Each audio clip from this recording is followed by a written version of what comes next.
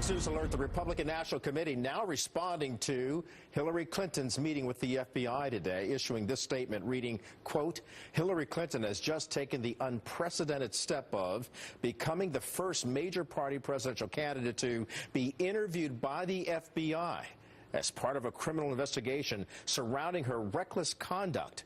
That the FBI wanted her for questioning reinforces her central role in deliberately creating a culture which put her own political ambitions above State Department rules and jeopardized our national security. All right, so what about the legal implications of all this? We're going to bring in David Bruno, criminal defense attorney, former prosecutor and trial attorney, and Alex Ozels, criminal defense attorney. Welcome to you both.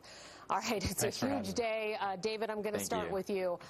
Meeting with the FBI, Hillary Clinton, and answering these questions is a big deal no matter who you are. Absolutely. Hillary Clinton says she was pleased to have the opportunity to do this. What do you think of that language? That's nothing but political spin. I mean, this is not good for Hillary Clinton whatsoever. There are so many problem areas that could have been questioned that she has to be concerned. And this is a violation of rule number 1 for criminal defense attorneys. You know, when you're a target of an investigation, you invoke your right to remain silent.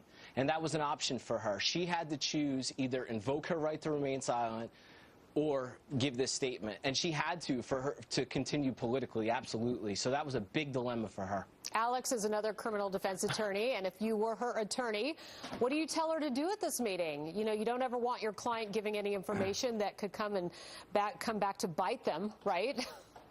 Yeah, I mean, if I was her attorney, there's no way I would tell her to talk with them. I would say to her, there's absolutely no way you can say anything to these officials.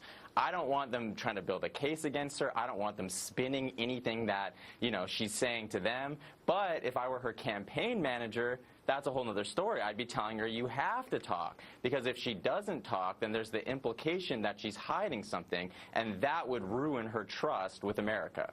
And David, what do you make of all the timing of this? Okay, so first we're seeing this finally happen just before the conventions at the end of the month, and second, she spent 3.5 hours. What does that tell you, if anything, about what happened behind these closed doors? You know, I'm actually surprised it only took 3.5 hours. I would have thought that it would take a whole day or multiple days with all of the possible emails that would have to be gone over. I mean, she provided 55,000 emails as a result of the FOIA request.